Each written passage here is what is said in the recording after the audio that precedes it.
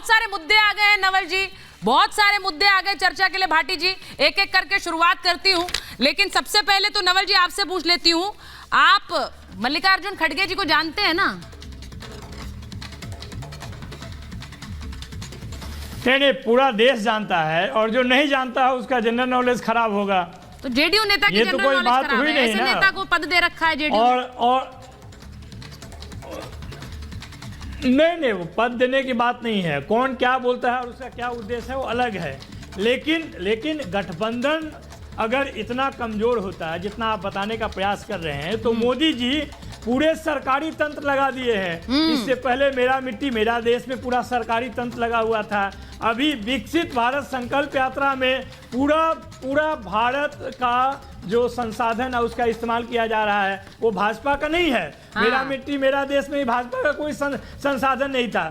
अगर India alliance इतना कमजोर है और इतना लगता है कि आसान है भारतीय जनता पार्टी के लिए जीत, तो आप भी इस तरह का कुछ प्रचार आप भी नहीं करती, गाना सुनाकर पूरे देश में। ना, मैं प्रचार नहीं कर रही हूँ। यहाँ पर भाटी जी बैठे हुए हैं, मुझे अभी जानकारी भी मिली। सुनिए, आपको एक बड़ी दिलचस्प बात बताती हूँ। मैं प्रचार नहीं कर रही हूँ, मैं सिर्फ गाना बता रही हूँ। अखिलेश आ रहे हैं, गाना बनाया था समाजवादी पार्टी ने, सुन लीजिए। वो गाना हमने बहुत चलाया था क्योंकि वो बड़ा रोचक गाना था।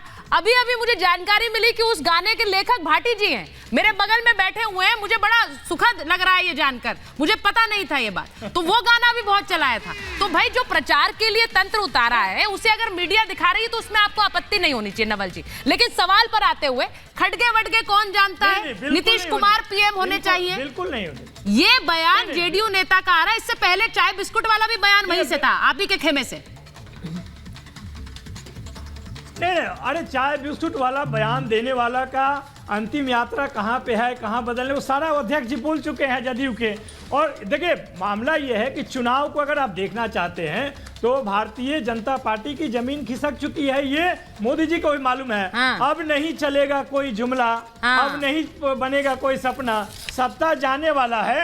इसलिए वो इंडिया अलायंस जिस दिन बना उसी दिन से मोदी जी की नींद हराम है। वो कहते हैं कि टेररिस्ट ऑर्गेनाइजेशन है, पीएफआई है, ईस्ट इंडिया कंपनी है, आपसे भी बुलवाते हैं। आप भी डर के मारे इंडिया अलायंस नहीं बोलती हैं, इंडिया अलायंस बोलती हैं। नहीं, इंडिया अलायंस बोल देती हूँ सर, इंडिया बोल देती हूँ आपको। और बताइए, वैसे इंडिया अलायंस सिर्फ इंडिया अलायंस इसलिए क्योंकि इंडी और ए अलायंस के लिए मैं इंडिया बोल देती हूँ आपको। नवल जी इंडिया, और बताइए। नहीं तो आप उसको, अरे तो नहीं, आप, मैं कह रहा हूँ कि आप उनको भी बोल दीजिए, एनडी अलायंस बोल दीजिए, उनको भी एनडीए नहीं बोलिए। आप खुश हो रहे हैं? चलिए एनडी अलायंस बोल देती हूँ। खुश हो गए आप? एनडी अलायंस वाले राखी जी बताएंगी, मैं बता रही हूँ, मैं पूछ लेती हूँ। आप खुश हो जाइए, इससे मैं बहुत खुश होंगी, आप प्रसन्न हो जाएंगे।